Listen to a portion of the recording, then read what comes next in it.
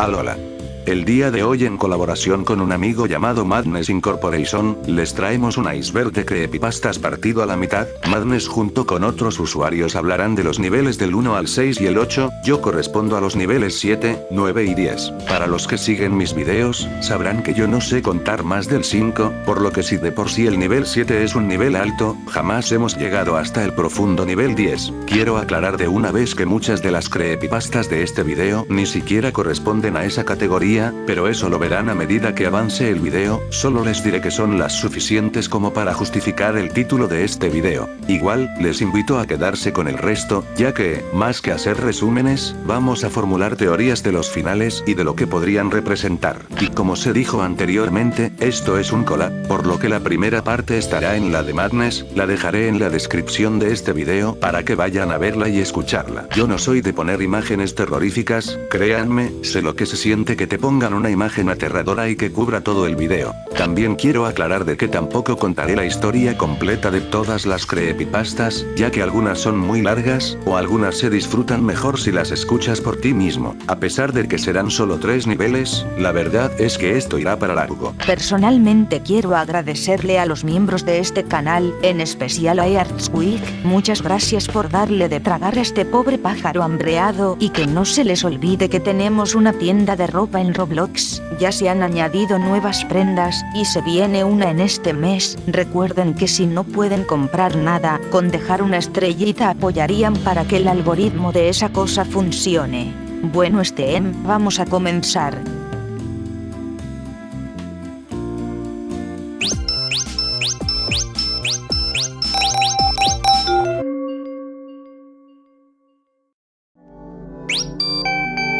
Comenzamos con Moter. La historia habla de una chica que encuentra una colección de consolas y juegos retro que tenía guardada en una caja en el ático. Tenía las ya mencionadas consolas, cables y cartuchos de Sega Genesis y Nintendo. Nomás no los tira porque representan una parte significativa de su pasado, a pesar de no haber jugado con ellos en mucho tiempo, no sabe si regalarlos y así. A ella le encantan los juegos de Nintendo, pero uno que le gusta y fascina, es Metroid para la NES. Nos describe su experiencia con el juego, y aunque no era muy buena en el mismo, ella lo disfrutaba mucho, aunque eso sí, dice que sí completó el juego, eso se le suma que fue el último juego que jugó de NES antes de guardarlos todos en una caja. Pues, tras regresar del hospital después de un procedimiento médico, su novio la deja sola en el departamento, y ella decide jugar al Metroid para recordar viejos tiempos. Mientras juega, nota que el cartucho presenta fallos gráficos, como errores en la paleta de colores, sprites que parpadean, ya se la saben, cree que los errores se deben a la antigüedad del cartucho. Bueno, los sucesos que ocurren en el juego, como anomalías, cambios en el juego y demás, terminan por ser un simbolismo a lo que le está pasando a la mujer en esta historia. Samus Aran era como su propio self-insert, es una historia de aprender a dejar ir y entender que, pese que a veces hay que tomar decisiones drásticas y dolorosas, es lo mejor para todos. Lamento no poder contar la historia completa, es que sí es algo extensa, teniendo una duración de entre 40 minutos a 1 hora de lectura. Todo lo que dice la historia debe de ser escuchada, ya que los detalles sobre lo que pasa durante el gameplay de la señora son importantes, por así decirlo. Ya si no les gusta leer, puedes escucharla por YouTube. Yo que leí la creepypasta, más que miedo, da tristeza, aunque sea denominada como creepypasta, entraría más en el subgénero no muy conocido como felpasta, más que nada por ser algo emocional, ya que es triste por todo lo que tiene que pasar la pobre mujer, y la desgracia que lleva consigo, siendo un final que puede afectar a algunos, si es que han pasado por algo similar como el dejar ir a tu propia copia. Debido a lo corta que es la historia, puedo contarla aquí mismo. Incidente de Wyoming, también conocida como 333, nos habla de cómo un hacker consiguió interrumpir la transmisión de un canal local y puso al aire un video que contenía varios clips de puras cabezas mostrando varias emociones y poses, junto con muchas frases inquietantes. La posición de la cámara cambiaba de forma constante, y el video era comúnmente interrumpido por el anuncio de una disque presentación edición especial. El video solo era conocido localmente, y probablemente ni siquiera sería tan popular si no fuese por los efectos que tuvo en algunos de los residentes que lo miraron por un extendido periodo de tiempo. Las quejas de verlo incluyeron vómitos, alucinaciones, dolores de cabeza, etc. Los especialistas determinaron que la causa de esos efectos era por la frecuencia, ya que tenía entre los 17 y 19 Hz, un rango de frecuencia que, escucharlo por largos periodos de tiempo, causa que el ojo vibre sutilmente, y a veces induciendo alucinaciones visuales. Se dice que ese video fue el caso más reciente de interrupción en la televisión, si de por sí en los 80s eran raras, en épocas actuales lo eran más. Hasta la fecha, el hacker aún no ha sido encontrado, y todos los intentos de localizar el video han sido inútiles. Pues claro que jamás lo encontraron porque nunca existió. Hay videos en YouTube desmintiendo la historia desde hace una década, aunque fue algo difícil, ya que de lo bien hecha que estaba, solo pudieron sacar algunos detallitos que se le pasaron al creador, algo impresionante más tomando en cuenta la época en la que la historia apareció. Esto en las generaciones actuales no sería considerada una creepypasta, sino una ARG, aunque, este es muy especial, ya que se podría decir que sería el primer ARG de la historia en internet, y para la época, sí estaba bien hecha, al punto de que en su día mucha gente se la creyó. Es más, si siguen creyendo que esto es real, hasta hay una wikia que logró encontrar todos los audios usados en el video, se las dejo en la descripción. Al inicio de la historia nos cuenta de cómo un tipo llamado Seth escribe una nota en una botella y la tira en un arroyo cerca de su casa. Relata cómo hace un mes atrás, Seth estaba en su oficina, el sótano viendo un viejo programa de televisión, cuando de repente, el teléfono sonó, pero no le prestó mucha atención, pues rara vez lo llaman, ya que por lo general son para su hermano. Sin embargo, su madre le gritó desde arriba que la llamada era para él, así que contestó. Cuando Seth contesta el teléfono, una voz desconocida le dice: Ha iniciado. Confundido, Seth pregunta que quién es, y la voz menciona algo sobre que Len le pidió que llamara si algo salía mal con lo que habían hecho. Seth le dice que no es Len, sino Seth, y justo antes de que Seth cuelgue, la voz grita con desesperación: No salgas de casa. Aunque intenta creer que fue una broma, queda inquieto por el aviso de no salir. Esa misma noche, mientras sube a su habitación tras ver los videos, nota algo distinto en la oscuridad, pues la notaba más opresiva de lo normal. Al pasar por la sala, mira por la ventana y ve un grupo de personas caminando afuera, cosa que le parece rara, ya que son las 3 de la mañana. Igual, decide ignorarlo y se va a dormir, cosa de la cual se arrepentiría de haber ignorado. Al día siguiente, su padre, que nunca ve otra cosa que no sea deportes por la mañana, está viendo las noticias, y la casa está en un silencio muy extraño, peor cuando nadie se peleaba por entrar al baño como en todas las mañanas. Al mirar hacia afuera, nota que las mismas personas de la noche anterior seguían allí. Cuando abrió la puerta, todos ellos voltearon al mismo tiempo hacia él, con expresiones vacías y sangrando por la boca. Rápidamente se metió a la casa y cierra la puerta, al punto de sentir que algo le agarraba el tobillo, y lamentablemente, entre esas personas estaba su hermano. Prendió la tele, y resulta que hay una enfermedad que se estaba esparciendo desde Canadá hacia todo Estados Unidos. La apaga, e hizo una llamada dentro de su casa, sin respuesta. Así comienza su vida en solitario. Durante algunos días, las noticias continúan, pero eventualmente las transmisiones desaparecen. Sin internet, sin cercanos y sin respuestas, Seth permanece atrapado en su hogar mientras afuera las criaturas, llamadas zombies por los medios antes de que estos mismos dejasen de funcionar, lo atormenten día tras día. Piensa que esas cosas son las que se llevaron a su familia, así como a un policía que vino a investigar a ver si había algún sobreviviente. Seth se encuentra atrapado, sin automóvil porque los zombies se lo voltearon, sin ayuda y sin comida. La electricidad misteriosamente sigue funcionando, pero el agua ya no fluye desde hace más de una semana. Durante todo este tiempo, nos cuenta sus desgracias, casi lo atrapan una vez, tiró su puerta, por lo que tiene frío todas las noches, se come los peluches por falta de alimento, su salud mental empeora, al punto de a cada zombie ponerles sus viejos nombres y hasta contarlos, pero por alguna razón esas cosas no entran a la casa de Seth. Eso sí, una vez disparó a uno de ellos para comprobar el viejo mito de los disparos a la cabeza y ahora era una menos. En este punto, ya se fue la luz. Luego dice que este virus no afecta a animales, pero sí perecen si se comen la carne de los zombies. Sin hacer largo el cuento, se mantiene optimista y dice que aunque puede no haber regresado la luz, hay quienes tratan de restaurar el orden, sintiéndose con suerte, tomando una espada, y a pesar de que ya casi todo tal vez acaba, porque ve caras nuevas. Hay 3 interpretaciones que he podido formular de esto. La primera es que, con lo que vio de más caras nuevas, es que la situación ha empeorado y siguen apareciendo más. La segunda, que él ya acaba de convertirse en un zombie, debido a su posible optimismo, pues se dice que uno antes de perecer, se siente completamente bien y más vivo que nunca, cosa que solo termina por ser una falsa esperanza, ya que en realidad no es así. Y la tercera, que en mi opinión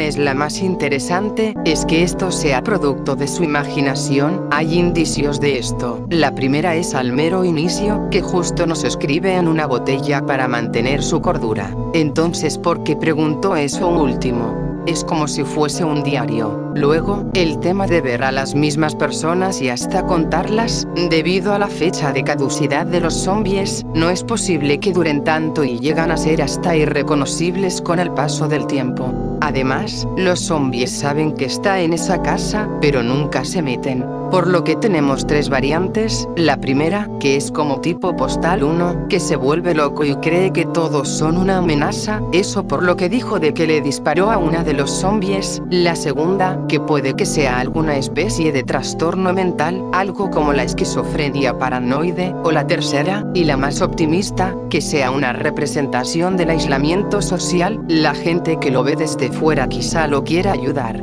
¿Quién te dijo que ellos no pueden ser sus amigos? Se pueden preocupar por él. Es medio confuso el final, eso es un hecho. Aquí se nos cuenta de una anécdota que ocurrió en un foro en 4chan. Habla de que un usuario anónimo dijo que su amigo creía que su computadora estaba infectada por una especie de virus y reportaba además que cosas extrañas sucedían en su hogar en alquiler, y que estaba avanzando de forma progresiva y que bajaba cosas de internet que nunca había descargado y, bueno, me gustaría seguir contando la historia, pero no lo haré, ya que aparte de que ya se la saben, hace no mucho un usuario habla de cómo esta cara era la cara de un escritor. Todo fue un Photoshop / montaje, y hasta se encontraron todas y cada una de las pruebas que se usaron para crear esta payasada. Vaya, una historia inventada por 4chan, que, sorpresa, no, seguro no lo vieron venir. Esta cosa no es una creepypasta desde luego, de hecho, aun si lo fuese, da lo mismo, porque ya fue desmentida.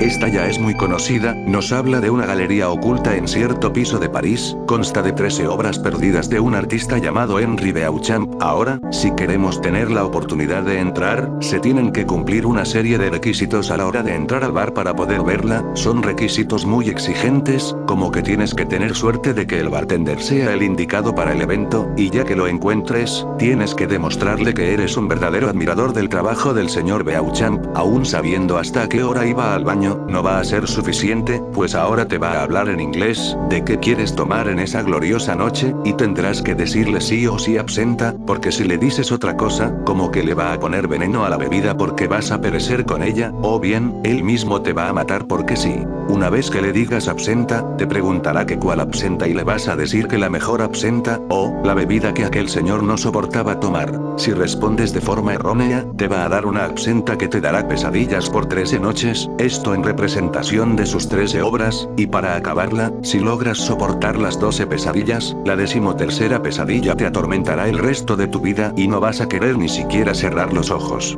Pero no te preocupes, tú vas a responder bien, ya que te dé la buena absenta, gran absenta, este señor te dirá algo como: asegúrese de tomarse esto con cuidado. Esto es lo más fino, lo mejor. A lo que tú responderás: sobreestimé mi fortaleza, tenga usted una buena noche. En esta parte, estás a tiempo para arrepentirte, ya que si el bartender asiente de buena forma, tienes la opción de retirarte del lugar y no pasará nada. Creo que hasta incluso puedes no tomarte la absenta. Esa sería la opción aburrida, pero lo que tú quieres es contemplar las obras del señor este, pues el bartender te dará un vaso de 7 lados giratorios junto con una cuchara especial de absenta con forma de llave llave, y te dará una botella de absenta muy antigua. Luego de ahí tienes que hacer un proceso para tomarla, se avisa de que tu nariz se quemará y verás cosas horribles a causa del contacto de la misma bebida. Una vez lo hayas preparado como se debe y el vaso esté casi lleno, dirás, salud, y beberás hasta el fondo, no importa si te quema la garganta como si fuese ácido. Si lo hiciste bien, se apagarán las luces del bar y la oscuridad se apoderará del bar, y después de 3 minutos de silencio, verás una luz verde brillar por debajo de la puerta del bar, con orbes verdes que inundarán todo el lugar. El punto es que el bartender se va a ir y no habrá nadie a tu alrededor. Igual no te preocupes, porque fuiste seleccionado, y eso es bueno. En esta parte del relato dice que en este momento vas a cuestionar tu realidad, si lo que viviste en el bar fue real o no, incluso al punto de pensar de si sigues con vida.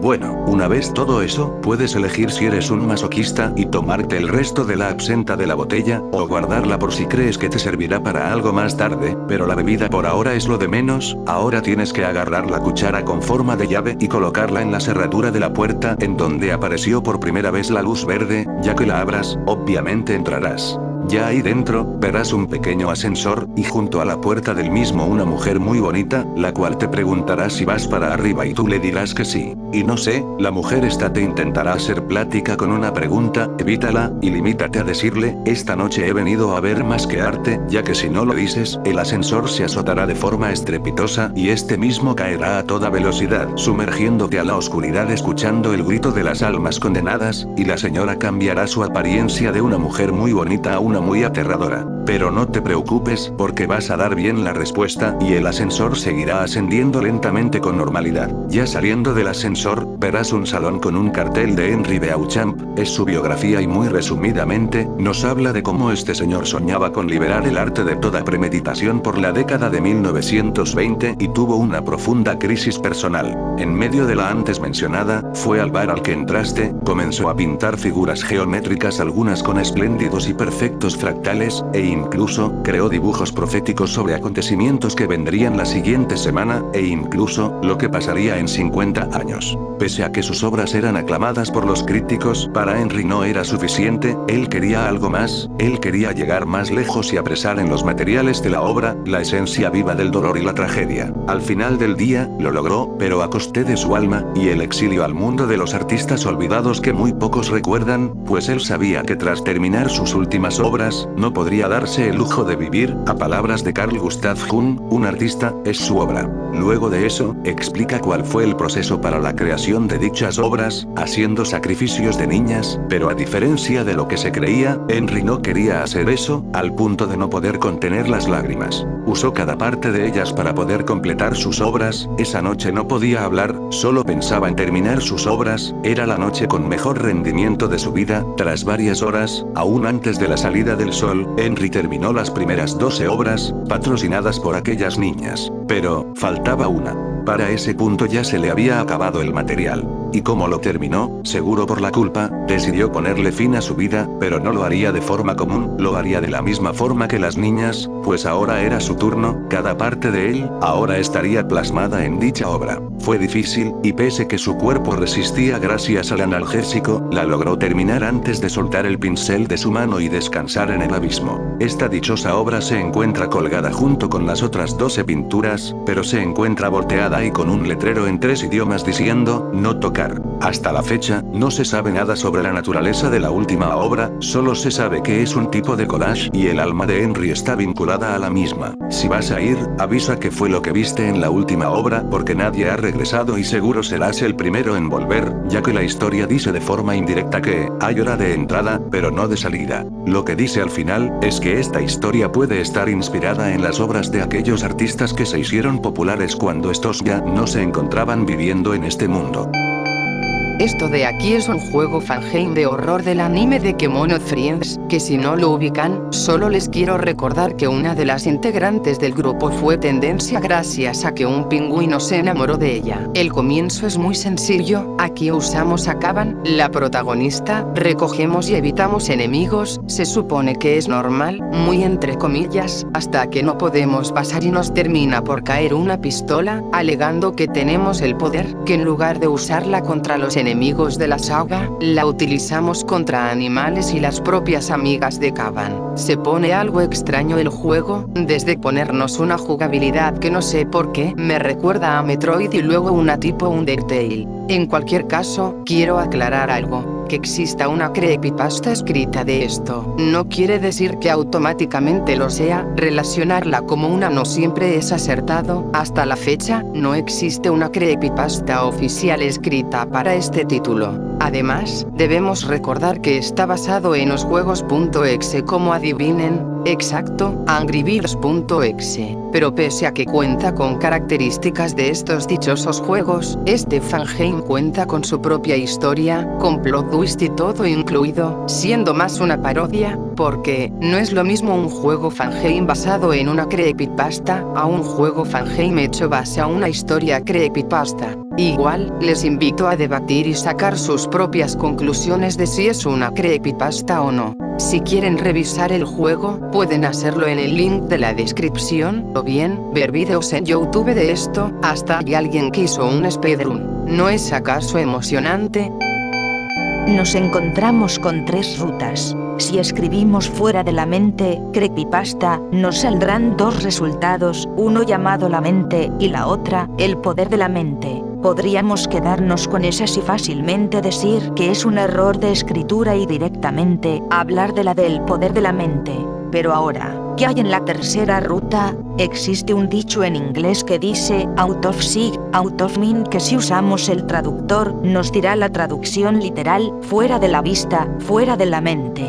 Si escribimos esta frase y le adjuntamos la palabra creepypasta, no nos toparemos con nada más que un hilo de Reddit.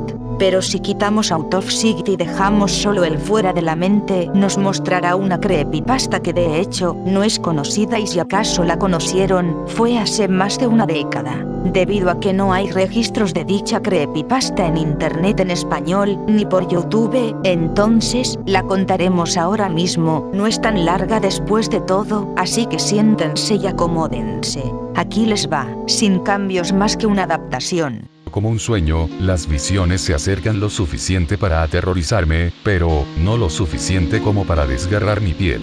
Mi corazón ya no me pertenece, entra en un ciclo anormal de circulación tan fuerte que hace que el dolor empeore. Solo quiero rascarme por todas partes, estoy desesperado por sacar el dolor de mí, porque se siente como si eso estuviera justo debajo de una capa de piel. Quiero vomitar. No es un dolor físico, aunque a veces pueda causar eso, no es el origen exacto. Es una especie de tormento, que solo se puede describir con las palabras. Simplemente no lo entiendes. Cierro los ojos, concentrándome en hacerlo desaparecer, pero los pensamientos enfermizos e irreales no pueden eliminarse fácilmente de mi mente. Requiere mucha concentración. Puede llevar horas para calmar los temblores, silenciando el escalofrío helado sobre mi piel y aliviar el dolor de estómago. Algo dentro de mí se rompe. Comienzo a llorar cuando me sacude la idea de nunca ser normal. Este es el punto en el que me domina por completo, haciendo exactamente lo contrario de lo que deseo. Intentar comer, lo vomitaría violentamente después. Intentar dormir, me despertaría temblando y con lágrimas. Es un agotamiento tan fuerte que apenas puedo mantenerme en pie, pero eso no me permite descansar.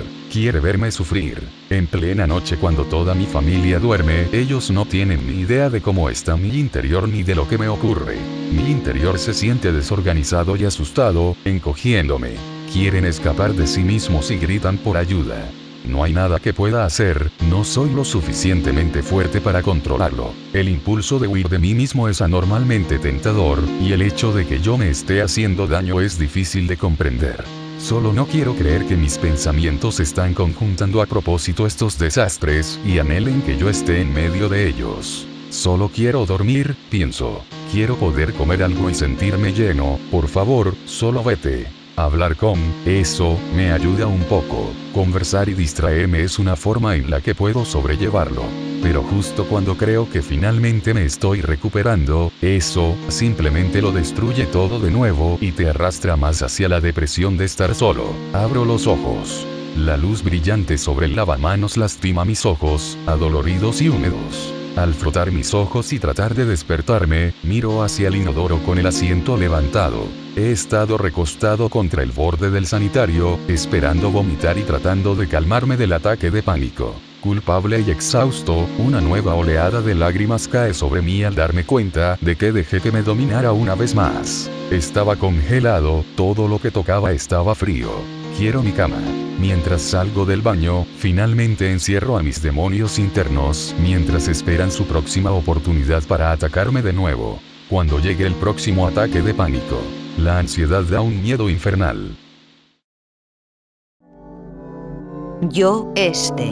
¿Qué puedo decir?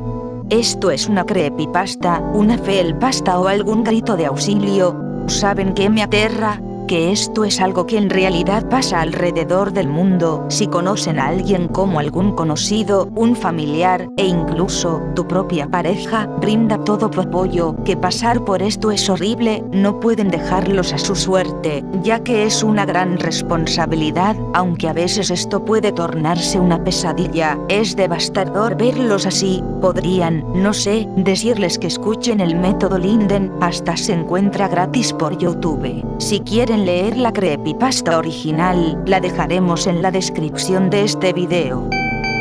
Haciendo un resumen, la historia nos habla de cómo el 17 de agosto de 1952, una ciudad llamada Ashley, en Kansas, desapareció tras un terremoto de magnitud 8.4, dejando una enorme grieta candente por donde antes estaba la ciudad.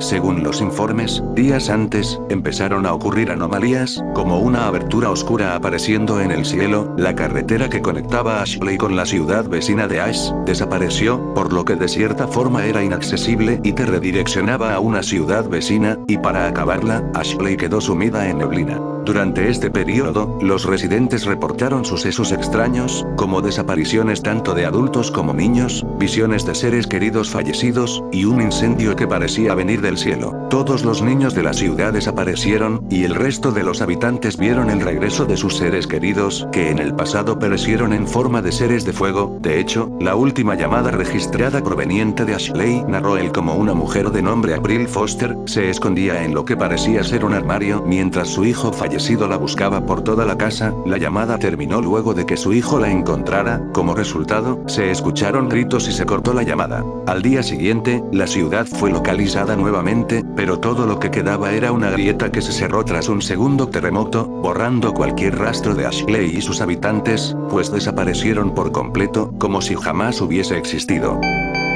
En esta historia nos habla de un muchacho que es un explorador de servidores abandonados en juegos multijugador. Le gustaba mucho buscar servidores olvidados en juegos como Minecraft, World of Warcraft, Counter-Strike y Team Fortress 2, documentando construcciones y mapas antes de que sean eliminados. Parece el sueño de la mayoría de nosotros, ya que recibe pagos por eso, como unos $50 por revisión. Un día, un amigo lo contacta para explorar un servidor de un juego indie poco conocido. Dicho servidor tiene un mapa más grande de lo normal, y supuestamente estaba inactivo, por lo que le ofrecieron una paga mayor de lo habitual, que serían de $100. El juego en cuestión era parecido a Second Life, comenzaba de manera normal apareciendo en un bosque, con gráficos avanzados para la época. Tras explorar un bosque, el protagonista encuentra un enorme árbol con una puerta tallada. Al interactuar con él, su pantalla se oscurece y escucha una música de 8 bits toda distorsionada. Cuando la pantalla vuelve, su avatar está frente a un gran espejo dentro del árbol. Sin que él lo controle, su personaje toca el espejo, el juego se cierra repentinamente, y todos los archivos del juego desaparecen de su computadora. Aunque su amigo le asegura que no fue él quien desconectó el servidor, el de la historia se muestra inquieto. Esa noche, después de pensar en lo que haría con esos $100, le dan pesadillas constantes con el dichoso árbol y el espejo, y pues, pasa que al día siguiente, mientras navega en su computadora, recibe una invitación en Counter-Strike de alguien con un nombre parecido al suyo. Aunque sospecha que podría ser una broma, entra al servidor de Dust 2 y comienza a jugar. Al explorar el mapa, ve un gran árbol que se parece al del juego indie, y frente al espejo, ve un reflejo de sí mismo, lo que parecía ser un doppelganger, y este mismo comienza a lastimarse, y las heridas aparecen en el cuerpo del protagonista. Rápidamente apaga la máquina, y debido a las heridas, va y recibe atención médica y vende su computadora en el proceso.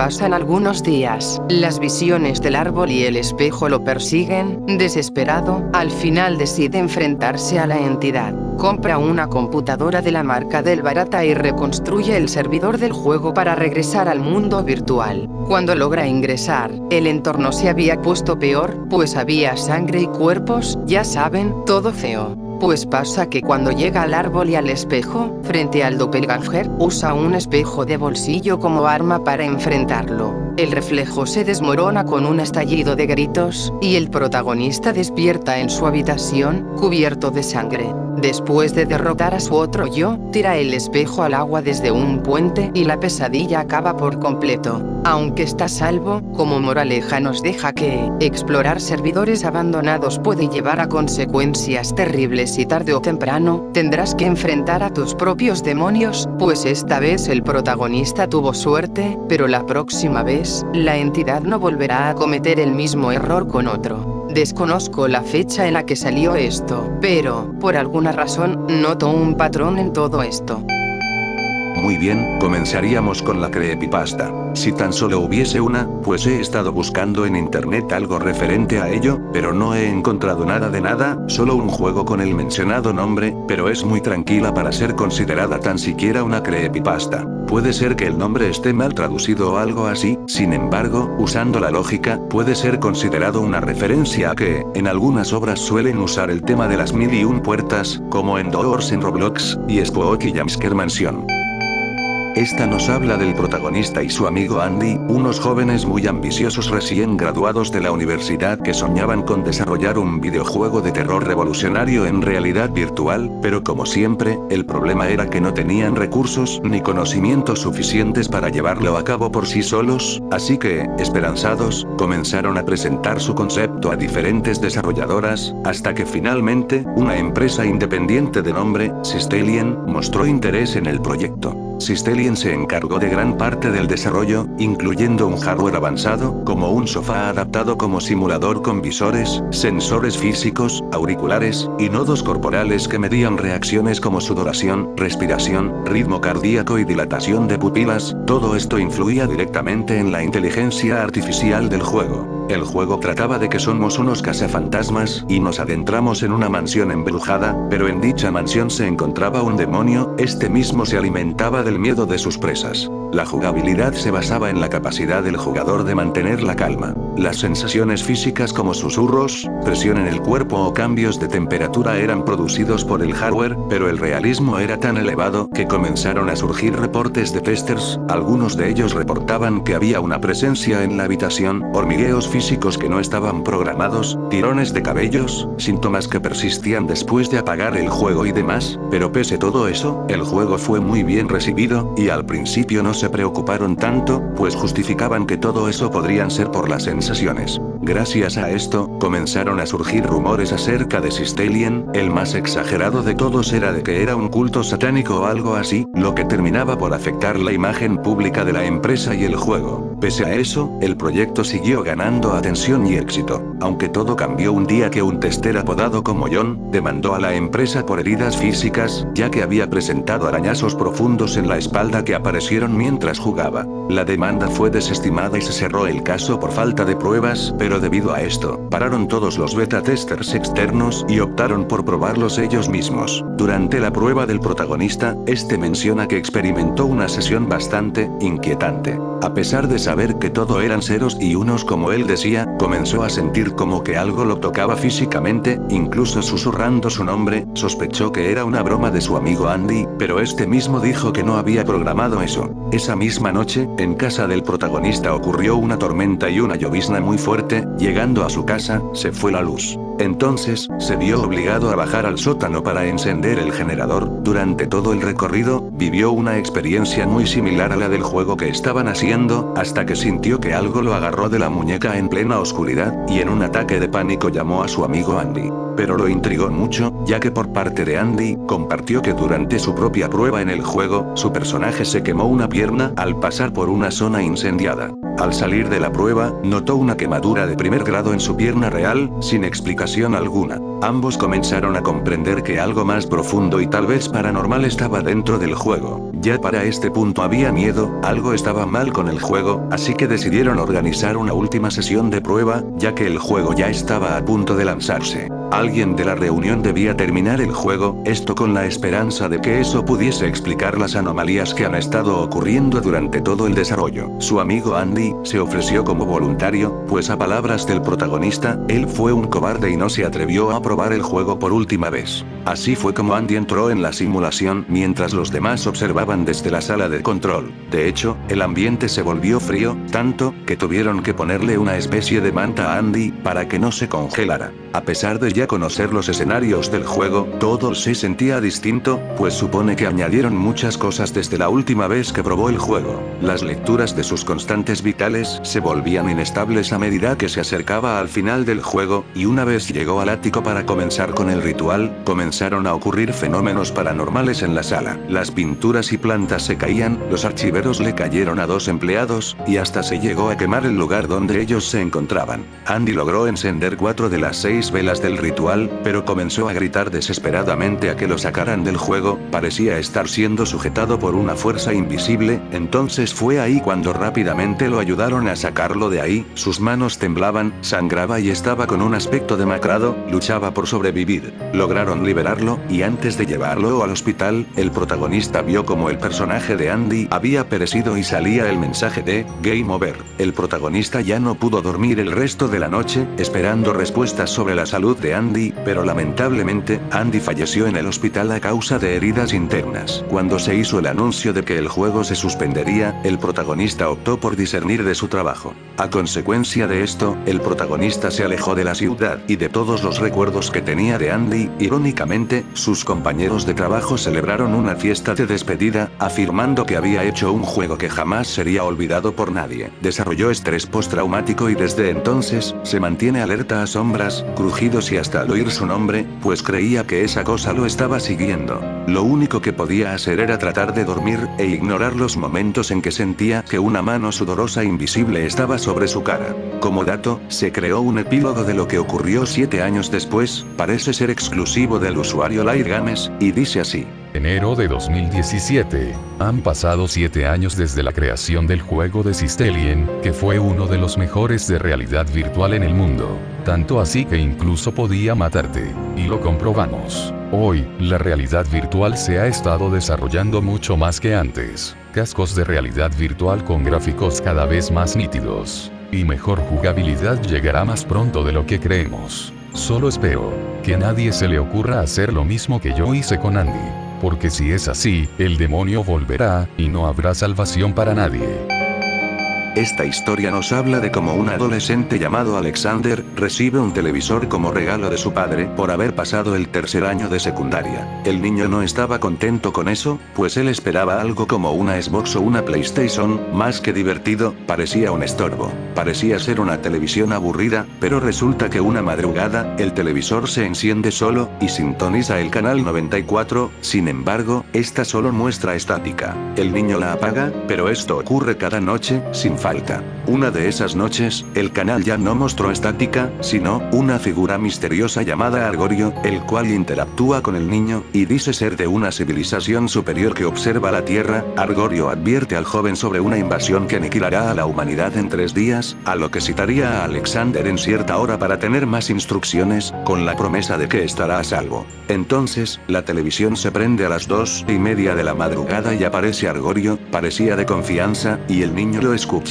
Aparentemente, Argorio pertenece a una raza superior tanto a la de los humanos como de las entidades que invadirán la Tierra en 3 días. Por desgracia, Argorio no puede ir personalmente a hacer algo, pero puede repeler la invasión, así que, Argorio deja ver un símbolo extraño en la televisión el cual el niño eventualmente dibujará. Argorio le dice que tiene que pegar eso en el lugar donde se vaya a ocultar, un cuarto, una sala, e incluso afuera de la puerta de su casa. El niño sigue las instrucciones y coloca el símbolo en su casa. Posteriormente, Posterior a eso, intenta advertir a los demás, muy pocos amigos suyos le creyeron, el resto, sobre todo su familia, le tacharon de loco, pero pese a ello, pegó el símbolo en las casas de los que realmente le importaba. Cuando llega el tercer día, comenzaron a salir noticias de personas desaparecidas, portales apareciendo en el cielo, y criaturas de formas peculiares comenzando a atacar el mundo. Lamentablemente, los padres del niño no pudieron estar, ya que habían salido de casa. Las criaturas no logran entrar en las casas protegidas por el símbolo, pero devastan el resto del entorno. Argorio tuvo razón. A partir de ese momento, ningún canal mandaba señal, ni el canal 94. Entonces, una de estas entidades se acerca al hogar del joven y lo observa desde afuera. En un acto de valentía, el joven abre la puerta y enfrenta a la criatura y con un cuchillo lo ataca, derrotando a la entidad. Pero en una especie de plot twist, con el último aliento, la entidad le explica al niño que resulta ser que esas cosas vinieron en realidad a salvar a todo el mundo, ya que, es verdad que se los estaban llevando, pero era para que estuvieran a salvo de la verdadera invasión. Al parecer, Argorio iba a invadir el planeta, pero por suerte, los padres del niño estaban bien, entonces el niño le pide que por favor lo lleven con él, pero la entidad perece. El mundo estaba vacío, pues todas las casas estaban sin el símbolo, no había nadie, solo quedó Alexander diciendo al aire: "Me mentiste", esperando a que, o vengan a rescatarlo, o enfrentar a Argorio de una vez por todas. Por cierto, si escucharon que esta creepypasta es más corta de lo normal y van a decir que faltan más partes, resulta ser que son fanmates y no son canon, el original es solo esto, no hay más. Che, Argorio traidor. Nos habla de cómo un muchacho llamado Kevin despertó al oír el sonido del despertador, pero no quería despertar, quería seguir dormido unos 5 minutos más. Entonces, es ahí cuando decide abrir los ojos. Pero, no ve nada, era lo mismo, está despierto y dormido, pero no le daba la debida importancia porque él ya estaba acostumbrado a la oscuridad de la mañana porque las cortinas cubrían las ventanas, alegando que no le gustaba la luz, al punto de bromear con que es un vampiro. Estaba haciendo su rutina normal, hasta que fue al baño y se lavó la cara. Justo ahí es cuando se percató de que algo andaba mal. Al intentar encender las luces, estas no funcionaban, creyendo que no había apagado la luz o algo parecido. Intentó usar su celular, y no respondía. También probó con la televisión, la consola para jugar juegos, y nada reaccionaba. Estaba en una negación, pues si ayer todo estaba completamente bien, fue de la noche a la mañana. El tema es que tampoco había agua, ni gas. El pobre muchacho sufría por no poder ver. También intentó usar velas, pero estaba tan acostumbrado a la tecnología, que se le olvidó que tiene que prenderlas con fuego, así que va a buscar un encendedor, pero en su búsqueda, sintió que tocaba algo como piel humana. Fue tan grande su susto, que hizo que cayera de rodillas hacia adelante, pero luego se recuperó, ya que pensó que seguro era alguna especie de carne que había dejado afuera. Ya cuando llegó a lo que parecía la puerta de la entrada, tomó la decisión de salir, a pesar de que ni siquiera estaba vestido, pero se percató de que no había picaporte, como si de una puerta uniforme se tratase, completamente lisa. Una vez recuperó la compostura, intentó volver a retomar la idea de usar el encendedor y prender la vela, pero dijo que era inútil, ya que llegó a la conclusión de que estaba ciego. No tenía sentido prenderla si todo estaba encendido, pero entonces, se armó de valor y decidió caminar por la casa a ciegas. Tenía tanto valor, hasta que escuchó un sonido tenue y vago, como el de una respiración. Se asustó, tiró las velas y se ocultó como pudo, esperando a lo que parecía su final. Pero pasaron segundos y minutos, hasta que esa cosa se fue en dirección al baño. El tipo, muy asustado, no sabía qué era lo que quería hacer esa cosa, o si estaba jugando con él a un juego. Milagrosamente, consiguió el encendedor, y cuando lo acercó a su oído para escuchar el sonido del fuego, no se escuchó absolutamente nada. El encendedor estaba agonizando por gas. La única esperanza para conseguir luz y comprobar si realmente era ciego, se había desvanecido. Agradecía a Dios por tener tacto y oídos, ya que sin ellos ahora mismo estaría loco. Pero comenzó a darle sed, y justo cuando abrió la canilla del agua, no salió ni una sola gota, ni de la fría ni caliente. Finalmente, se da cuenta de que puede marcar por el teléfono, así que rápidamente decide llamar a algún familiar, pero ninguno responde, ya que cuando lo hace, se escucha el característico tono de "no está disponible". Entonces, sin opciones, decide llamar al 911, fue así como recupera su fe cuando alguien le contesta, y entonces una voz le dijo de que se quedara en calma y se escondiera como pueda. Kevin explicó todo lo que había estado pasando en ese lugar, y le dijo que creía que estaba ciego, a lo que el operador le recomendó que si creía que de verdad estaba ciego, si tenía bicarbonato de sodio cerca, que se echase un poco en el ojo, si de verdad perdió la vista, le va a arder un poco, pero era efectivo. Entonces, Kevin, haciendo caso a lo que le había dicho el policía, lo intentó. El dolor le llegó desde el ojo hasta el cerebro, fue rápidamente a echarse agua en el lavabo, pero el grifo no echó ninguna gota. A lo que el operador le dijo que era un completo imbécil, que no podía creer que de verdad lo hizo. El operador le dijo que en ese lugar, él era su Dios y que lo único que quiere es que tema de él, que está cerca de él y que tuviera suerte con su ojo. En ese momento, Kevin se sintió devastado y en posición fetal, escuchaba muchos ruidos en la casa, sillas que se caían, puertas que abrían y cerraban y respiraciones. En desesperación, intentó rezarle a Dios, a lo que una voz que se escuchó por toda la casa le dijo que Dios no estaba acá, que se tocara el brazo izquierdo. Kevin se tocó y sintió una cicatriz, la voz le dijo que hace mucho tiempo había perecido, decidió agarrar una navaja de afeitar y no valoró su vida. Y ese era su castigo eterno, no había salvación, y daba lo mismo, porque dormiría y al día siguiente volvería a repetir el mismo ciclo una y otra vez. Una vez Kevin escuchó eso, sintió como su cordura se partía en millones de pedazos. Es ahí cuando el Dr. Steiner mira a su compañero y le dice que el experimento había funcionado y el general estaría satisfecho. Poco después, apagó las luces del cuarto de supervisión y dejó a su compañero a cargo de manejar los ruidos, y Kevin, el mono de pruebas número 27, había perecido al caer preso de la locura. El ser humano es muy cruel, jiji. Espera, ¿Covetous era una creepypasta? Siempre lo fue.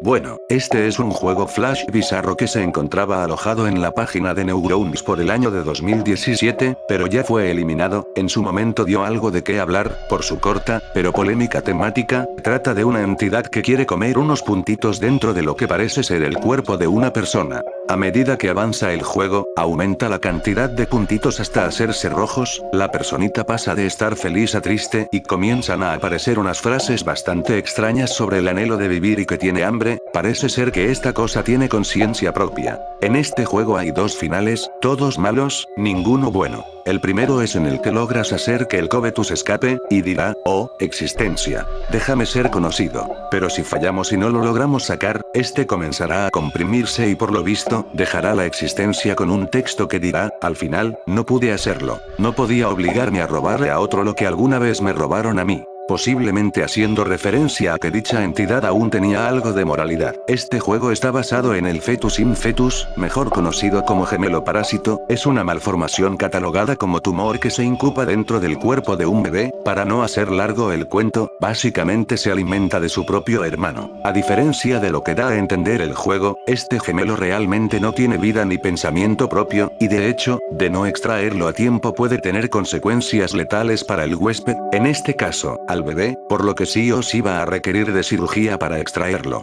Y como un dato, esto le puede pasar tanto a hombres como mujeres, pero ninguno de ellos tendrá repercusiones, solo el niño. Por cierto, aún pongo en duda si esta cosa es una creepypasta. He leído comentarios donde dicen que supuestamente esa wikia no tiene un buen control de calidad con respecto a los artículos y que ya a todo le dicen creepypasta. En fin, doy el beneficio de la duda.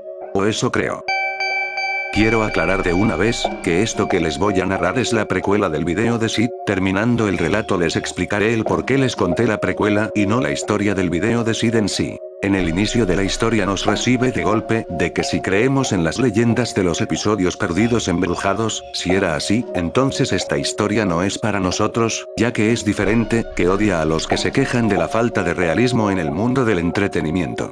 Comenta que en los años 80 conoció a un tipo llamado Sid, que acostumbraba a recortar viejos VHS, era un pasatiempo suyo a tiempo completo, podía darse ese lujo ya que sus padres eran ricos y lo mantenían. En esta parte sospecha de que Sid tiene alguna especie de autismo, ya que intenta justificar su obsesión por los VHS, todo eso comenzó porque vio una película llamado Ole Yeller, su más fiel amigo en español, y pues, el final no le gustó, por lo que sustituyó esa parte al cortarla para que quede con un final feliz. Obtuvo esta habilidad gracias a que su padre le enseñó por qué se dedicaba a fotografiar y filmar bodas. La primera vez que conoció al protagonista, lo hizo ver la película que había arreglado. Después de eso, le preguntó si podía hacer eso con otras películas, a lo que respondió de manera afirmativa, que incluso había hecho eso con la de los cazafantasmas, literal, eliminó cada fantasma de la película. El protagonista animó a Sid a hacer eso con más películas con finalidades diferentes, le hizo ver el potencial que tenía.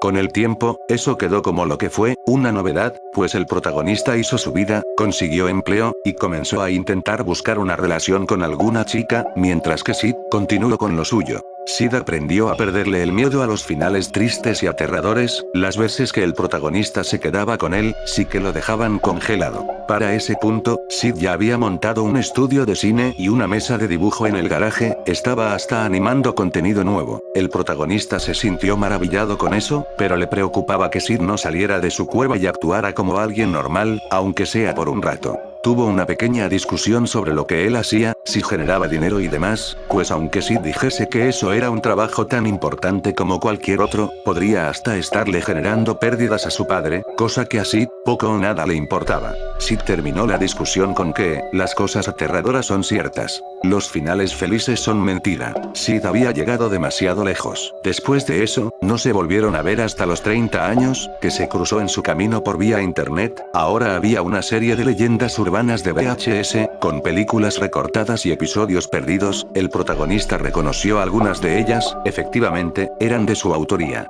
El protagonista decidió intentar comunicarse con él por medio de su antiguo número, pero creyó que era inútil, hasta le parecía ridícula la idea de que siguiera viviendo en la misma casa, pero no perdía nada con ir a echar un vistazo. Cuando fue para allá, estaba toda la casa hecha un desastre y estaba todo sin soporte y destartalado, hasta había una nota del gobierno, y en esta decía que irían para verificar si la casa estaba comprometida. Parecía ser que ya nadie vivía en ese lugar. Pero cuando iba a regresar a su auto, sintió que algo no estaba bien, recordó que había una llave oculta bajo un escalón falso, por lo que, nomás para ir a curiosear, fue, y notó que la llave sí estaba ahí. Un escalofrío recorrió todo su cuerpo, pero decidió entrar. Al entrar, el lugar tenía un olor como a electricidad quemada, metal caliente. Entrar en ese lugar fue como volver en el tiempo, como si el tiempo se hubiera congelado. A medida que avanzaba por el lugar, algo en él le decía que corriera y huyera del lugar. Aún con eso, fue al cuarto de su amigo Sid, pero pues estaba vacío y en condiciones precarias. De hecho es gracioso porque casi gritaba su nombre, como si le fuese a contestar. Entonces, fue al cuarto de sus padres, y allí ya hacían sus cuerpos, pero, eran polvo, no había huesos ni nada, eran polvo. Nadie notó su ausencia, pero eso era ridículo, no había forma de que acabaran así de la noche a la mañana. Se sintió mal porque en realidad, ya tenía rato que no los veía por la calle. Por reacción, salió del cuarto y tomó su celular para llamar al número de emergencias, pero cuando lo hizo, sonó un sonido ensordecedor, casi arrojando el celular al suelo. Corrió al teléfono de la cocina, también la de la sala, y lo único que se escuchaba era la estática. No fue hasta que puso el teléfono en la base y pudo escuchar una melodía baja. Siguió la melodía que le resultaba familiar y cuando llegó al lugar de donde provenían esos sonidos, nuevamente llamó a Sid. Al entrar, de inicio vio un dibujo animado reproduciéndose en bucle. Vio una masa de color oscura y, era Sid. Había perecido hace tiempo como sus padres. Estaba sentado en su vieja silla de escritorio, y los cables de una televisión cerca de él estaban conectados a su cuerpo. Escuchó una voz decir, hola, la voz era como tipo caricaturesca, pero sonaba como su ya fallecido amigo. Volteó a la pantalla, y había una versión de caricatura de Sid, en un fondo utópico, con hierba verde, el cielo azul y flores amarillas. El protagonista negó con la cabeza y se arrepintió de haberlo dejado solo, sin ayudarlo a salir de su realidad. Él sabía que tarde o temprano, todo saldría a la luz, su cuerpo, lo que pasó con sus padres, el banco vendría en breve. El protagonista se quedó viendo la animación por 1 hora y media, y finalmente, desconectó el equipo, dejando que Sid por fin tenga descanso. Quería que supieran el contexto de la precuela, ya que deben entender todo esto antes de ir de lleno con la historia que sigue, pero debido a que ya nos extendimos de más, no podré continuar con la segunda parte. Si quieren escucharla, pueden hacerlo acá, está en YouTube desde hace 3 años y en español. Igual, si la van a ver, escuchar, aviso de antemano que contiene un screamer al final del video, para que no los agarren desprevenidos. Ahora que lo pienso, juraría haber escuchado esta historia antes. Sí, hace tiempo de que la escuché. Voy a ser sincero, no quiero indagar mucho en esto, ya que es de las creepypastas más conocidas de la actualidad, pero haré un resumen rápido. Esta creepypasta es una especie de modificación del juego de Ocarina of Time, en la que al inicio está todo normal, hasta que comienza a notar errores en las gráficas y nota una extraña figura de cabello colorado, conocida como la princesa. Lo que malviaja es que esta cosa aparece en momentos inesperados durante la aventura, no se sabe si podría ser una versión temprana de Zelda, lo que sí, es que no tiene buenas intenciones, y conforme pasa la historia se pone mucho más agresiva, atacando al jugador, hasta provocando bugs y errores. El autor advierte que si ves esta entidad, apagues inmediatamente el juego, porque no solo afectaría tu partida, sino que podría manifestarse en la vida real, y no se sabe si podría incluso acabar con tu vida. Si quieren saber más de esta historia, pueden ver las partes que hizo Nicolás Loquendero en su día, narra las 4 partes que contiene, pues es que esto va para largo. Esta es una creepypasta de Ed, Eddy Eddy, pero ambientado en la vida real. Trata de cómo un usuario entra a un foro de fans de la serie, sin embargo, nota que hay mucha actividad de parte de un usuario llamado Ed216, donde dibujaba y editaba videos de la serie, porque la verdad, se veía que le fascinaba mucho. Pero pasa que en una de sus publicaciones envió fotos donde se podían ver las paredes de su cuarto, donde tenía unas pinturas con casi todos los personajes del show, en ellas añadía una leyenda que decía: he terminado con X personaje. ¿Quién es el siguiente? Y en los comentarios hacían su elección, a lo que Ed216 decía: la elección ha sido hecha. Entonces el siguiente será X personaje, ya saben lo que deben hacer, tienen 6 meses. Y en eso adjuntaba un archivo RAR con los mejores momentos de ese personaje, solo que nuestro protagonista no sabía que esto era un puzzle con códigos secretos, los cuales al resolverlo te daban un enlace Onion, que al menos en la de Honey llegó tarde y no pudo saber de qué trataba todo eso, pero sí pudo llegar a la de Sarah, pero Ed216, como todo ardido que era, no le gustaba que escogieran a Ed, y quería que fuese el último, ya que por lo visto, era su favorito, pero tan personal se lo tomó que aparte de hacer más complejos los puzzles, ahora la fecha para la búsqueda pasó de 6 meses a 3, pero el protagonista ni se inmutó, y hasta llegó a tiempo, había un contador para poder ver una transmisión especial. Cuando llegó el día de saber la sorpresa por descubrir el puzzle, se trataba de un hombre que llevaba una máscara de cuero oscura con una vestimenta común y corriente, y en inglés, felicitaba y daba la bienvenida a todos los usuarios que habían sido capaces de resolver el acertijo, y que como recompensa seríamos de los pocos en presenciar su acto.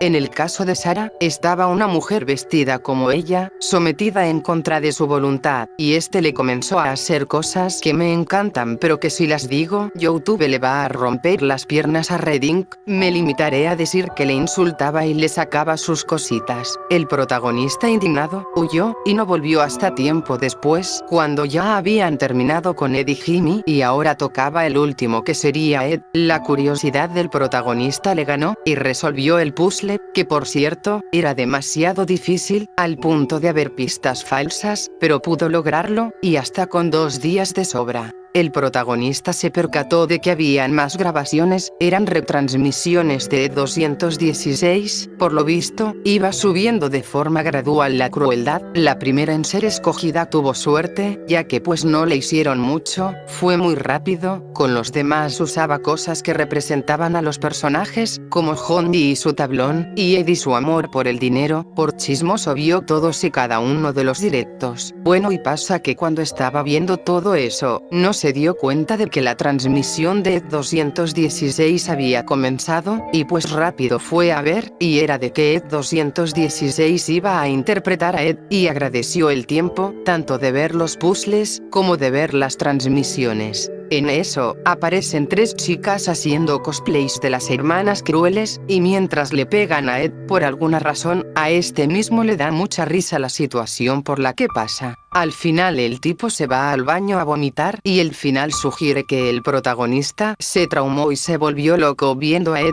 preguntándole cosas. Por lo visto, esta creepypasta se basa en las supuestas red ROMs que deberían de haber por la Darknet, solo que aquí es gratis y es garantizado. No es por arruinar el ambiente del iceberg, pero esta creepypasta siempre se me ha hecho algo XD, pues, como han dicho usuarios como TKS, si de verdad fuesen reales estas transmisiones, ¿acaso no creen que las autoridades ya hubiesen tomado cartas en el asunto, sobre todo sabiendo que la creepypasta toma lugar en alguna parte de Estados Unidos? Además, no sé por qué podías tener la opción de ver las transmisiones anteriores, digo, entonces ¿qué chiste tenía adivinar los puzzles si podía verlos cuando yo quisiera más adelante? No digo que la creepypasta sea mala, solo que pues, no más esos errorcitos argumentales, no soy quien para insultar el trabajo de los demás.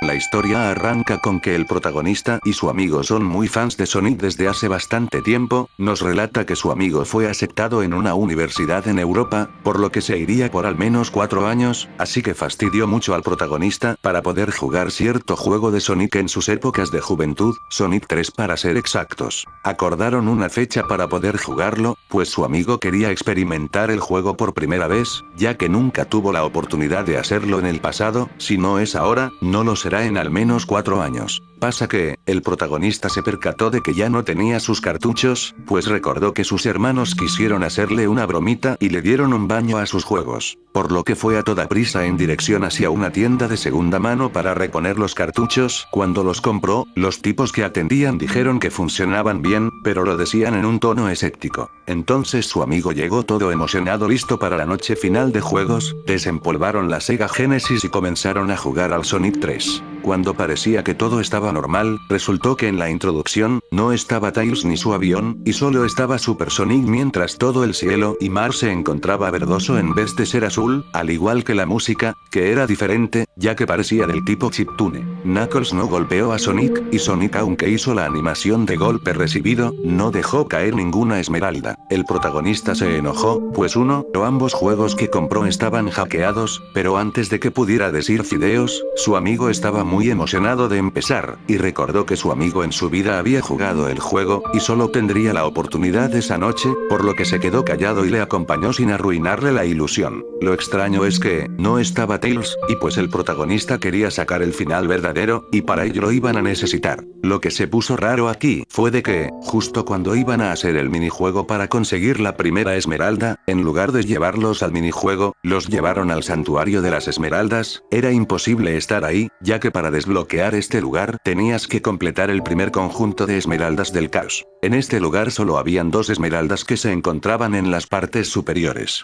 Aquí estaba Tails junto con Knuckles, que se pararon en el centro de la esmeralda maestra y Sonic estaba a la izquierda. Por lo visto, Tails tuvo una conversación por medio de lenguaje no verbal con Knuckles, y Tails en lugar de ir con Sonic, le dio la espalda, acabó la cinemática brillando en blanco y ahora sí comenzó el minijuego especial. Ya se encontraba Tails en el juego, pero terminando el minijuego, Tails le daba la espalda a Sonic, además de mantener su distancia, no lo quería mirar. Una vez llegaron al segundo anillo para la siguiente esmeralda, fueron llevados nuevamente al santuario de la esmeralda. Esta vez Knuckles los ve y se va hacia otro lado del escenario, y más adelante aparece otro sprite de una personaje de cabello rubio y botas azules, que por lo visto, era Sandy Acorn. ¿Pero qué hacía ahí? Para ese punto, aún no había salido del canon de Archie. Y nada, Knuckles se intenta poner a la defensiva y cuando Sonic se intenta acercar, Knuckles lo empuja hasta el punto de golpearlo, mientras que Tails hace de la vista gorda y no ayuda a su amigo. Pasada la cinemática, los lleva al minijuego de las orbes.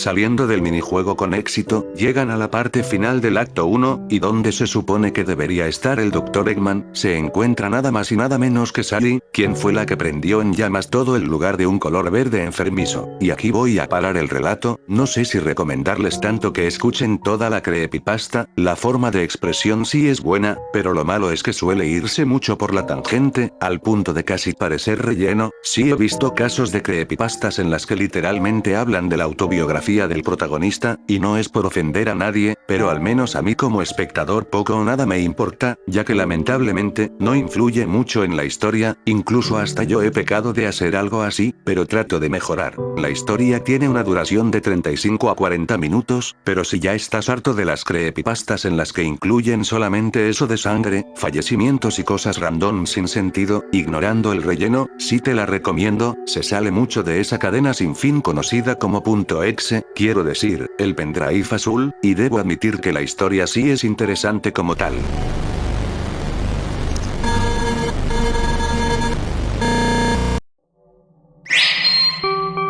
Voy a ser franca con esto, no vale la pena contar la historia como tal, pero igual trataré de resumir lo que pasa aquí. En el inicio nos habla de la trayectoria del creador del juego original, que para los que no conozcan esta cosa, básicamente es un juego tipo novela visual, pero para ciegos. Si miran gameplays por YouTube, verán que casi todas están de un fondo negro o no habrá casi nada de imágenes, y es que todo esto es para que puedas escucharlo y tomar decisiones que podrían afectar la historia. Pueden tomarlo como un CD drama o como quieran, pero no te molestes en buscar una versión en inglés del juego, ya que fue exclusivo para Japón. En fin, el protagonista nos habla de cómo consiguió su copia del juego y que comenzaron a salirle imágenes extrañas tomadas por un fotógrafo y que no parecían tener nada que ver con lo que la historia narraba. Sacaba los 3 finales, y cada que rejugaba la historia y título cambiaba, haciendo mucho énfasis a Misu, con que había perecido. Todos estos eventos extraños se desarrollan en un alcantarillado. En el final de broma, la historia representa el juego con escaneos de un manga japonés de boxeo llamado Ashita no Joe, y en la última secuencia está tomada de un viejo one shot de Shintaro Kago. Sinceramente, yo les voy a recomendar que si le van a echar un vistazo, directamente mejor vayan a ver la versión de Nicolás Loquendero, ya que visualmente es la que mejor representa la historia, al punto de que casi todas las ilustraciones fueron hechas por él o algo así. Les dejaré en la descripción justo el minuto en el que habla de la historia. Aquí hay algo extraño, pues encontré 2 cosas, una del año 2024 de parte del usuario Anne, la cual nos narra una historia de cómo una chica se adentra en un bosque luego de escuchar la historia de los ángeles caídos que solían contar en el entorno en el que vivía. Durante todo el recorrido de la historia, todo marcha bien, hasta que por el final parece ser que se arrepintió de haber buscado el lugar. Y la otra que más que creepypasta es una anécdota del año de 2020 por el usuario Señor Sable, en la que cuenta una experiencia de cómo se metió en la Deep Web en 2015 y encontró un foro donde según tenías que llenar un formulario con datos personales y contar los pecados que has cometido para que Dios te perdone y puedas tener cavidad en el paraíso. En ella, te advertía que tendrías que cumplir con los requisitos y soportar el dolor de Dios para pasar la prueba. Esto más que un ritual, parecía una secta, y según lo que dice Señor Sable, cabe la posibilidad de que las personas que rellenaron y entregaron su devoción a la secta, en la actualidad ya hayan perecido o su destino no haya sido nada bonito, más que nada por dar sus datos personales, pues el lado oscuro de la Darknet es demasiado cruel. Las 2 historias no se encuentran alojadas en alguna página o algo parecido, tanto la creepypasta como la anécdota son originales, y desconozco el por qué está tan bajo en el top y cómo es que llegaron ahí. Y como un dato, esto no es un ritual, desconozco el por qué el iceberg dice que lo es.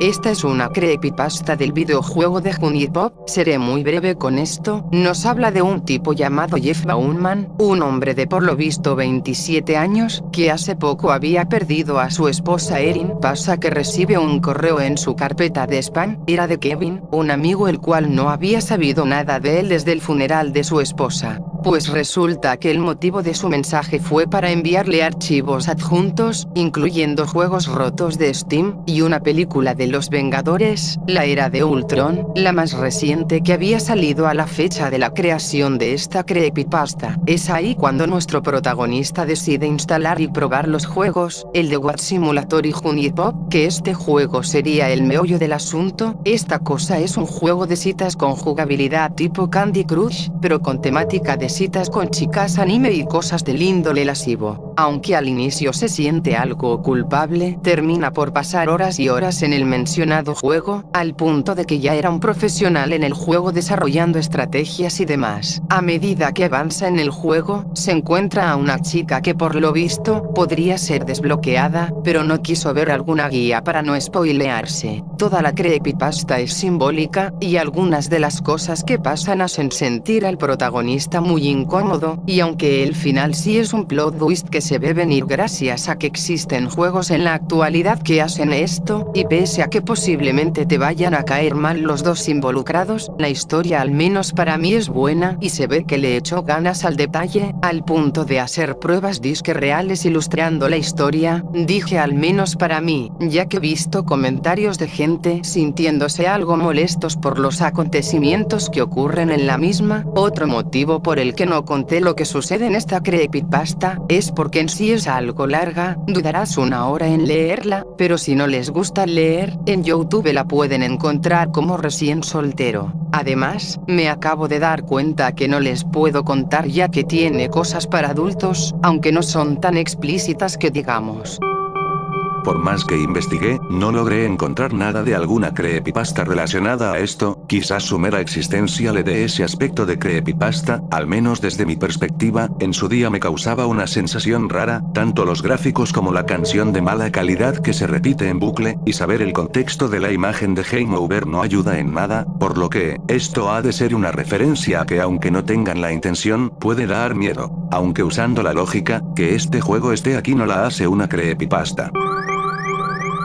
Me gustaría hacer una aclaración, y es que esto ya tiene rato de que la cataloguen erróneamente como creepypasta. Esto puede deberse a que en YouTube se encuentre bajo esta etiqueta cuando la buscas, y que, por lo visto, la autora antes tenía algo que ver con eso de las creepypastas, pero no por esto se le tiene que catalogar a esta obra como tal, ni otros libros que ella hizo posterior a esa etapa, ya que pues no lo son. De igual forma, por las dudas, fui a preguntar personalmente al Instagram oficial de la creadora y esta es la conversación que tuvimos ella y yo. Hola. Buenas tardes. ¿Es usted Andrea Ramos? Lo que pasa es que estoy haciendo un iceberg de creepypastas, es un collab con otro usuario, y en el último nivel me topé con su historia, el burdel de las parafilias. Sé que evidentemente no es una creepypasta, pero durante varios años se le ha relacionado con ese tipo de contenido. No sé si podría dar una explicación al respecto, si no le quito mucho tiempo, gracias. Hola. Claro. ¿Qué información necesitas? ¿Sabrá de casualidad el por qué asocian su historia con una creepypasta? En muchos de los videos referentes al tema, está bajo la etiqueta de la misma. Porque cuando lo escribí administraba una página llamada Creepypasta Latino y ahí subí los primeros capítulos. Y por ende, se empezaron a compartir como si fueran ese tipo de escritos. Además de que a pesar de que claramente es ficción, mucha gente lo toma como leyenda urbana. Oh, tiene sentido. Solo fue por el cargo que tenía usted, es entendible. Muchas gracias. ¿Puedo compartir esta información en mi video? Si no es mucha molestia, claro. Sin problema. Muchas gracias, muy amable. Admito que ya conocía su trabajo desde antes, mi novia también, me gusta mucho, que tenga un buen día. Igualmente. Si después tienes dudas acerca de mis otros libros, con gusto puedo responderlas. Sinceramente, no esperé que me diera una respuesta, vaya que me dejó buen sabor de boca. Ella está dispuesta a responder cualquier pregunta tanto del burdel como de cualquiera de sus obras, siempre y cuando no la saturen. Muy amable la verdad. No les puedo decir muy bien de qué trata esta disque creepypasta debido a su naturaleza oscura, pero básicamente es de un burdel que cumple cualquier gusto que tengas considerado tabú, apuntando a inhumano, desde normales, hasta muy enfermizas. Yo me leí la mitad del libro en su día, no es apto para todo el mundo, sobre todo la primera historia, el resto sí creo que le guste a una cantidad selecta de gente. Igual, léanla bajo sus propios riesgos. ¿Y tú qué hacías leyendo eso? Yo le dije jijiji. En la última historia de hoy, nos habla de cómo un muchacho de nombre Randolph tenía a un amigo llamado Morris Obster, el cual fue su mejor amigo cuando eran jóvenes. No eran rebeldes, simplemente tenían ideologías más profundas y curiosidad en las cosas, pues a ellos les gustaba experimentar cosas nuevas como todo chico en esas etapas. Sin embargo, sus padres no aprobaban eso, se escandalizaban ante sus filosofías, actos y cuestiones. No era nada extraño, simplemente eran del tipo, leer por aquí, tomar fotos por allá, y demás. Mencionaba mucho que Morris era muy inteligente, al punto de que si se lo hubiese propuesto, hubiese llegado hasta la cima más encumbrada entre los sabios del mundo. El protagonista se sentía muy bien con su presencia, pues era el único que comprendía su concepto de la vida y hasta compartían los mismos puntos de vista de las cosas. Sin embargo, con el tiempo, tuvieron que separarse, su amigo Morris se mudó a otra ciudad. Se despidieron con muchas lágrimas, sentía que algo en él se desvanecía. Aún recuerda esa sombría tarde en la que lo vio irse, se veía muy sereno, pero era una careta para ocultar su verdadero dolor. Sin embargo, cuando ya hacía sus maletas, mirando de forma significativa, comunicaba que pese a ese evento, siempre estarían juntos y volverían a verse. Aunque sus amistades le daban los ánimos ante la pérdida y la madurez adulta, él sabía que nada volvería a ser lo mismo ahora que Morris no estaba. Pero vaya alegría, que un día recibió una carta de su mejor amigo, pues el padre del protagonista fue a su cuarto solo para entregársela. En la carta, cuenta que aún no se logra adaptar al lugar en el que vive, es mucho más caótica que en la que vivía y que los jóvenes como él no tenían libre albedrío, y sus padres reprochaban lo mucho que ellos hubiesen deseado haberlo hecho crecer en la ciudad que se encuentra actualmente. En la escuela, es visto como un rebelde sin causa, más que nada por el choque de personalidad e ideologías con sus profesores y la propia directora, y ellos siempre se hartan de él, que debería comportarse como el hombre que es, y en definitiva, tendrían que enseñarlo a levitar, lo cual no entiende, pero obviamente sabe que eso no es nada bueno. Tiene miedo de su propio destino. Más adelante en la carta, menciona que tuvo que escribir la carta a escondida de sus padres, pues ellos jamás vieron con buenos ojos a Randolph, y pese a eso, tiene deseos de que lo venga a visitar, quiere verlo. No sabe hacia dónde irá este decadente sistema, y está decidido, cuando cumpla la mayoría de edad, se irá de ese enfermizo lugar que lo reprime demasiado. Ahora que sabe su situación, tiene la fe de que responderá a su llamado, sabiendo que el protagonista tiene más posibilidades de verlo. Junto a la carta, anexó un mapa de su ciudad actual, realizó unas señalaciones para que encuentre su casa mucho más fácil, junto con la dirección completa del domicilio que adjuntó en el dorso de la carta, pues es el único empático y con el que puede entender en toda la situación. Finalizando con que siempre contará con un amigo leal en la distancia y en la eternidad. Randolph al inicio recibió la carta con total regocijo, pero claro, se frustró y preocupó por lo que decía la carta a medida que avanzaba. Como buen amigo que es, ideó un plan para irlo a ver, diría a sus padres que Morris se enfermó y que le solicitaba llevar algunos libros para que se entretuviera, tenía planeado hasta rogarles, pero ni fue necesario, aceptaron casi a la primera y comenzaron el plan para irlo a ver, pues les resultaba interesante la idea de poderse relacionar más con los padres de Morris. Una vez llegaron a la ciudad, hicieron caso a las indicaciones del mapa, y Randolph estaba más que emocionado. Al llegar a la puerta gritando su nombre, la mamá de Morris recibió al protagonista con una sonrisa forzada, y le dijo que Morris se encontraba levitando en su habitación. Eso le preocupó a Randolph, pues recordó que Morris tenía miedo de la dichosa idea de levitar. La madre de Morris señaló la ubicación del cuarto de su hijo que se encontraba en el segundo piso, y le dijo al protagonista que Morris se encontraba algo inquieto por su llegada. Sin escuchar más, fue y tocó la puerta, el padre de Morris lo recibió, pero que tuviera cautela, porque Morris estaba ocupado levitando. Pero ¿cuál fue su sorpresa? Que era completamente real, Morris estaba levitando, mientras hacía la misma expresión como en el último día que se vieron de cara. Se veía tan sereno y calmado, de que todo estaría bien. La tranquilidad definitiva. Lo último que recuerda el protagonista, es que el papá de Morris dijo que ahora con eso, Morris sería un joven con modales y sería un gran ejemplo para Randolph. El señor se encontraba orgulloso por su hijo. Despertó en el hospital general de la ciudad, pues se había desmayado de la impresión, pero como no era nada grave, fue dado de alta de inmediato.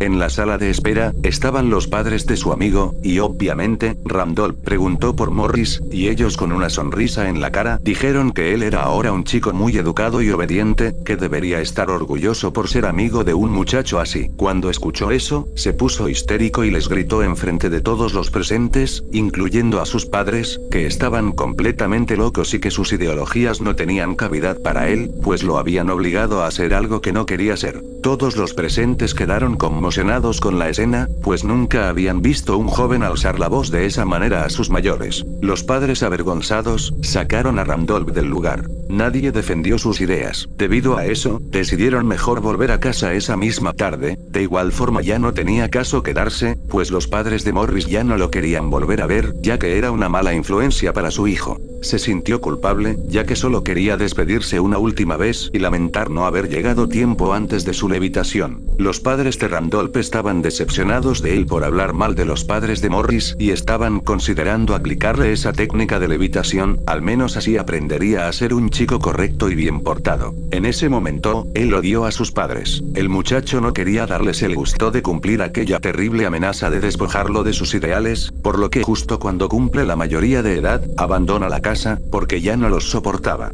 Actualmente lleva una vida tranquila, pero no feliz, vive cerca de un pequeño poblado lejos de su hogar, pero el recuerdo de su mejor amigo persiste en su mente, y no se va de aquella vez que lo vio levitar. Su cara decía que algún día estarían juntos, para siempre. Cree en su palabra, y seguirá creyendo en ellas a pesar de que ya no sea el mismo que conoció. El protagonista ha leído la carta muchas veces en sus tiempos de soledad para sentirse acompañado. Finalmente, después de mucho pensar, por fin, ahora sería como Morris, también levitaría como él, pues eso lo ayudaría a comprender por qué tenía esa expresión tan pacífica. Sus padres, si lo vieran, estarían orgullosos de él. Sin más dilación, ahora hará uso de una soga que pondrá en el techo, y por fin, después de tanto tiempo, estará con su mejor amigo para siempre. Ahora con eso intentará comprender a sus padres y renunciar a todo en esta vida. Ahora entiende por qué Morris estaba tan relajado mientras levitaba, ahora él también sería un hombre de bien. Y con eso se despide y no volverá a pisar este mundo tan inmundo. En su momento hubo mucho debate sobre el significado de esta historia, incluso se hicieron comentarios innecesarios de algunos lectores que dicen que en realidad, ellos eran amantes, y algunos defienden con que eran amigos. Yo pregunto, ¿eso tiene alguna importancia? Aunque si tuviera que responder forzadamente a la pregunta, yo estoy con eso de que son amigos. Al inicio yo creí también que querían ser más que amigos, pero si se leen el relato, verán que se expresan de una forma demasiado filosofal y formal, tanto para ellos, como para cualquier cosa que veían. Se podría decir que tenían la realidad muy alterada, incluso no sabemos si tan siquiera esto estuviera lugar en algún mundo mágico, pues no es normal que se hable de la levitación, menos de mentes ya maduras y no inocentes. La historia es una representación de cómo la gente no entiende a personas que piensan diferente, sobre todo las que están arriba del promedio. Vivimos en un mundo donde la gente a veces no quiere comprender a estas personas, pues las tachan de ovejas negras, y aunque el final sea una hipérbole, puede ser representado como el rechazo que algunos sienten por la cuestión de ¿por qué no puede ser alguien normal? Y como resultado, deciden darles el gusto y ser como ellos, renunciando a lo que en realidad ellos son. A veces las personas no apreciamos lo que los demás hacen por nosotros. Cuando hay un compromiso se cumple, no se trata de elegir como si fuésemos parte de un catálogo. Se podría decir que este video fue un presagio, no se contemplaba el destino de lo que ocurriría más adelante. Te has encontrado con un terrible destino, ¿verdad?